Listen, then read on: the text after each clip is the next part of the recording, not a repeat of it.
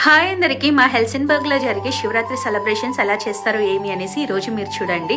Entrance లో చూసారంటే మంచుతోని శివలింగాన్ని రెడీ చేసి చుట్టూరు పూలమాలలు పెట్టి త్రిశూలానికి డమ్మరుకం అంతా పెట్టి చాలా చక్కగా రెడీ చేస్తున్నారు.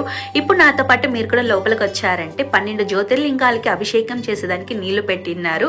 ప్రతిసారి ఈ జ్యోతిర్లింగాలు అయితే ఇలాగ పెడతా ఉంటారు. మా హస్బెండ్ భవేష్ తో కలిసి అయితే నేను ఈ జ్యోతిర్లింగాలకి అభిషేకం చేసి ఇంకా దండం పెట్టుకొని నా ఉపవాసాన్ని అయితే నేను ముగించుకునేటట్టు ఇక్కడ ప్రసాదం ఇస్తా అన్నారు. తీసుకొని వెళ్ళి భవేష్ కి తినిపించి నేను కూడా కాస్త తిన్నాను. అలాగనే మాకు తెలిసిన వాళ్ళందరూ వచ్చుంటే వాళ్ళని పలకరించాము. ఇంకా వెంటనే శివయ్య ముందర నాట్యం చేసేదానికి 1 month బ్యాక్ నుంచి ప్రాక్టీస్ చేసి చాలా చక్కగా అయితే ఒకరి తర్వాత ఒకరైతే పర్ఫామ్ ఇస్తా అన్నారు.